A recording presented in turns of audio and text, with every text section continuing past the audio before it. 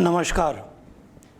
स्वयं कार्यक्रम के अंतर्गत पुनश्चर्या में आज हम चर्चा करने जा रहे हैं झारखंड के वाद्य पर। झारखंड के वाद्य अपने प्राकृतिक स्वरूप को लेकर के विकसित हुआ है। झारखंड में 4 प्रकार के वाद्य का प्रयोग किया जाता है। पहला वर्ग है पीट कर बजाए जाने वाले वाद्य, जिसे अवनद वाद्य कहा जाता है। ये वाद्य है नगाड़ा, ढाक, ढोल, ढोलक, मांदर, रपका, चुड़चुड़ी आदि, जिसे पीट कर बजाया जाता है, चाहे हाथ से या डंटे से या अन्य वस्तु से आप उसको बजा सकते हैं। इसमें लकड़ी या किसी धातु से बने हुए खोल होते हैं और चमड़े से मढ़े होते हैं, और चमड़े वाले भाग को लोग हाथ से या डंटे से या अन्य उपकरण से पीट कर ताल लय बद्ध निकालते हैं, और इस तरह से ये अवनद वाद्य की श्रेणी में आते हैं। इसमें सबसे पुराना वाद्य नगाड़ा को बजाया जाता है, क्योंकि नगाड़े का खोल पुरातत्व में अभी भी प्राप्त हुआ है। ऐसे विदित होता है कि नगाड़े का प्रयोग सबसे पहले हुआ है। इसके बाद ढोल, ढोलक, ढोलकी या ढाक, इसकी बनावट लगभग एक जैसी लकड़ी के खोल होते हैं। उसकी आकृति बड़ी या छोटी हो सकती है और दोनों ओर से चमड़े से मढ़े होते हैं। ढाक में एक ओर से बजाया जाता है, जिसमें एक टिप्पणी और एक डंटा लगा रहता है, जिसके माध्यम से उस पर तड़तड़ाने की आवाज़ निकलती है। और नगाड़े में लोहे का शंकु आकार खोल होता है और उसमें चमड़े से मढ़ा जाता है, जिसको तांत की रस्सियों से बड़े कलात्मक ढंग से उस चमड़े को निचले भाग में एक रिंग बैठाकर उसको टाइट कर दिया जाता है। और इस तरह से नगाड़े के ऊपरी भाग का जो चमड़ा होता है, उस पर कुछ खरन और तेल, करंज का तेल वगैरह लगाकर उसे मुलायम बनाया जाता है और उसे खाड़ी से 2 डंटे से उसको बजाया जाता है। ये ताल वाद्य है। नगाड़ा न केवल अखड़ा जगाने का काम करता है, बल्कि मुनादी पीटने का भी काम करता है और पंचायत बुलाने का भी काम करता है। जब कोई उलगुलान होता है, आंदोलन होता है, तो लोग नगाड़ा पीट कर लोगों को बाजार में, जतरा में, मेला में या गांव में डुगडुगी पीट कर लोगों को सूचना देने का काम भी इसी नगाड़े के माध्यम से होता है। इसी तरह ढोलक और ढोलकी, ये उसकी आकृति के आधार पर, जिसकी बनावट लगभग ढाक जैसी है, लेकिन ढोलक या ढोलकी को लोग हाथों से या एक तरफ डंटे से और एक तरफ हाथ से लोग बजाते हैं। और इसके बीच के जो दोनों चमड़ों को बाधियों से कसा जाता है और रिंग के द्वारा उसको खींचकर ढीला या कड़ा किया जाता है। इसके बाद ही इसको बजाने का उपक्रम किया जाता है। और अवनद वाद्य में एक और वाद्य जो सबसे महत्वपूर्ण है, वह है मांदर। और मांदर, झारखंड में जितनी जातियां हैं, प्रमुख जातियां, उन सभी की मांदर की आकृति अलग अलग है। सदानों का मांदर सबसे बड़ा और लंबा और चौड़े भाग के बीच वाले हिस्से में कुछ उभरा हुआ होता है, और ठीक इसी तरह खड़िया मांदर भी होता है, लेकिन दोनों में बनावट एक जैसी है। सिर्फ उसकी जो बाधी होती है, वो बाधी जहाँ सदानी मांदर में वो सटा होता है खोल से, वहाँ खड़िया मांदर में वो खोल से ऊपर उठा होता है और इसकी गूंज अधिक होती है। और ये मांदर का खोल प्राय मिट्टी के द्वारा कुम्हार के चाक से बनाया जाता है और 2 टुकड़े में करके बनाकर उसको जोड़ा जाता है। और उसको पकाने के बाद इसको अलग अलग बाधियों से, अंदर का चीरी बाधी, फिर उसके ऊपर जो बाधी 1 अंगुल के चौड़ाई का लंबाई से पूरे मांदर में दिया जाता है। और दोनों ओर एक और बड़ा खोल होता है और एक और छोटा खोल। तो छोटे खोल में बकरी का या बंदर का या हनुमान का चमड़े का प्रयोग होता है, और चौड़े भाग में भी वैसे ही चमड़े का, अगर नहीं मिला तो दूसरे बकरी वगैरह के चमड़े का भी प्रयोग करते हैं। और इन दोनों चमड़े के ऊपर कुछ खरन या लेप किया जाता है, और लेप को बहुत ढंग से बनाया जाता है, जिसमें भात, काला गेरू पत्थर और कुछ अन्य वस्तुएं मिला करके लेप देकर चिकने पत्थर से रगड़ कर इसको बनाया जाता है। और इस तरह से इसकी आवाज़ बड़ी गूंज और झनकार लिए हुए होती है। इसलिए मांदर के संबंध में सबसे अधिक लोकप्रियता होने के कारण लोग ये गीत गाया करते हैं, मांदर कीनलो दादा जनी कीनल नियर लागेला, मांदर फूटलो दादा जनी मोरल तरी लागेला। कहने का तात्पर्य ये है कि जब मैं मांदर खरीदता हूँ भाई, तो लगता है मैं पत्नी खरीद लाया, क्योंकि यहाँ पत्नी से मतलब है कि कन्या मूल्य देकर उसका विवाह लेना, इसलिए खरीदने की बात की जाती है। और मांदर अगर फूट जाता है तो लगता है पत्नी ही चली गई। ऐसी ही लोकप्रियता इसके साथ है। और वैसे भी मांदर रसिकों का एक तरह से सबसे लोकप्रिय वाद्य है।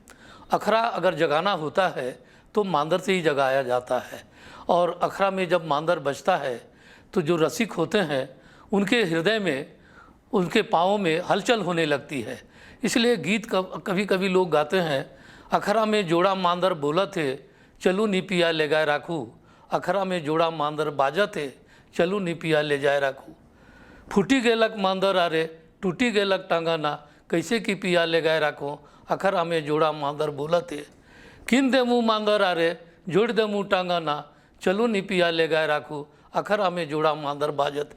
तो इस तरह से मांदर की लोकप्रियता यहाँ के लोकगीतों में सर्वाधिक है। इस तरह से औनद वाद्य के बाद दूसरा दल है तंत्र वाद्य यंत्र, जिसे तंत्री वाद्य भी कहते हैं। ये तंत्री वाद्य में रेशम की रस्सी या तांत की रस्सी या किसी धातु के तार के प्रयोग किए जाते हैं और बजाने वाले भाग पर एक चमड़े को मढ़ दिया जाता है और चमड़े के ऊपर से ये तार गुजरता है और तार को उठाने के लिए एक छोटी घोड़ी लगा दी जाती है। इस तरह से तंत्र वाद्य यंत्र को दो प्रकार से बजाया जाता है। एक तो हाथ की अंगुलियों से या उसमें कुछ अंगूठी पहनकर लोग तार को छेड़ करके बजाते हैं। इसमें जैसे तानपुरा वगैरह है और एक तारा है, दो तारा है, तीन तारा है, इसमें तार का प्रयोग होता है। और एक सारंगी है जिसमें एक से अधिक तारों का प्रयोग किया जाता है और उसमें कई कनेठियाँ होती हैं ऊपर की ओर और निचले भाग में तार ले करके चमड़े के मढ़े हुए भाग से ऊपर जाकर कनेठी में उसको कड़ा या ढीला किया जाता है, उसको एक तरह से बजाने के पहले।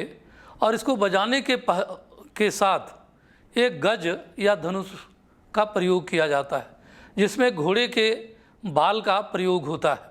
इस गज या धनुष में उसके अग्रभाग पर कुछ छोटे छोटे 2-3 घुंघरू बांध दिए जाते हैं और बजाने वाला लचक देकर रेतते हुए सारंगी को अपने गीतों के माध्यम से पूरा गीत लयबद्ध ढंग से उतार देता है और घुंघरू की बीच बीच में वो खनक देता जाता है।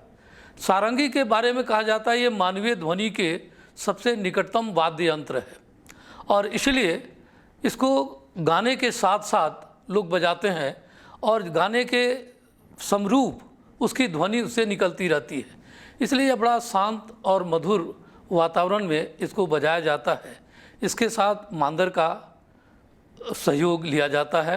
तंत्र वाद्य में यदि आप गौर करेंगे तो सबसे पुराना वाद्य यहाँ टोहिला, केंद्रा, मानम, ये 3 महत्वपूर्ण वाद्य हैं। इसके अलावे हो और संथाली समाज में भुवांग और होर भुवांग का प्रयोग ज़्यादा होता है और इसमें भी रस्सी या तांत या तार का प्रयोग किया जाता है। विशेषकर जो टोहिला है वो एकल वाद्य है और पुरुष वाद्य के रूप में माना जाता है और केंद्रा वहाँ 2 कद्दू के खोल का प्रयोग डंटे के दोनों छोर पर रखकर किया जाता है और उसके ऊपर से तार गुजरता है जिसको छेड़ करके लोग गीत बजाते हैं। और टोहिला में तार के स्थान पर रेशम की पतली डोरी होती है और उसे नंगे बदन पर अपनी छाती में रखकर तुम्बे वाला जो हिस्सा है उसे रखकर बाएं हाथ से उसको पकड़े रहते हैं और अंगुलियों से छेड़ते हैं और दाहिने हाथ को निचले हिस्से पर रखकर अंगुलियों से छेड़ते हुए उसमें पूरे गीत के भाव को यथावत ज्यों का त्यों सारंगी की तरह उठाते हैं। इसलिए ये केंद्रा और टोहिला ये दोनों एक जैसे हैं, लेकिन टोहिला और केंद्रा में अंतर इतना ही है कि टोहिला में जहाँ एक कद्दू का खोल का प्रयोग होता है एक टुकड़े का, वहाँ केंद्रा में दोनों किनारे रुद्र वीणा की तरह इसका प्रयोग होता है। लेकिन दोनों ही वाद्य अब लुप्त प्राय से हो रहे हैं, बहुत कम लोग रह गए हैं इसको बजाने के लिए। केंद्रा तो ऐसे भी अब जल्दी देखने के लिए नहीं मिलता है, तो तंत्र वाद्य में इसका ज़्यादा प्रयोग है। उसी तरह एक तारा का प्रयोग ये भी कोहड़े या कद्दू, गोल कद्दू का खोल का बनाया जाता है। उसमें एक डंटे को आर पार करके उसके ऊपर से एक घोड़ी बना दी जाती है जिसमें तार कसा जाता है, और इस तरह से उसमें एक तरह से स्वर पूरक ध्वनि की तरह निकाल करके उसको बजाते हैं। इसमें कोई संगीत नहीं निकाला जाता, लेकिन संगीत को डुम डुम की ध्वनि दी जाती है। ये एक तरह से एक तारा का ये प्रयोग है। इसी में 2 तारे का भी प्रयोग होता है, 3 तारे का भी प्रयोग होता है, लेकिन इसमें गज या धनुष से रेत कर गीत उठाने और बजाने का कार्य होता है। इसमें मानम सारंगी का ही एक छोटा रूप है, और विशेषकर मुंडा संथाल हो समाज में इसका प्रयोग ज़्यादा होता है। और इसे भी घोड़े के बाल से बना हुआ धनुष से रेत कर बजाया जाता है। ये तंत्री वाद्य है, और जैसे सारंगी बजाते हैं वैसे इसको भी बजाते हैं, लेकिन इसमें तार की संख्या 1, 2 या 3 होती है, या कभी कभी एक तार का भी होता है बानम। और इसका प्रयोग लोग नाचने गाने के समय विशेष तौर पर करते हैं, और इससे बड़ी ही सुरीली और मधुर आवाज़ निकलती है। लेकिन ये तेज वाद्यों के साथ इसके संगत नहीं की जाती, ढोल ढाक नगाड़ा के साथ इसकी संगत नहीं करते, लेकिन मांदर के साथ इसकी संगत बैठती है, क्योंकि मांदर को तो लोग बड़ा मीठा मीठा धीमे आवाज़ में बजाते हैं, तब इस बानम की आवाज़ जो उससे निकलती है मधुर और ध्वनि, कोमल ध्वनि, वो सुनाई पड़ती है। क्योंकि तेज बाजों से इसकी आवाज़ गुम हो जाने का खतरा रहता है, इसलिए इसको सामान्यतः जो कोमल वाद्य हैं, धीमी आवाज़ वाले वाद्य हैं, बांसुरी के साथ, सारंगी के साथ, उसके साथ या मांदर के साथ इसका प्रयोग करते हैं।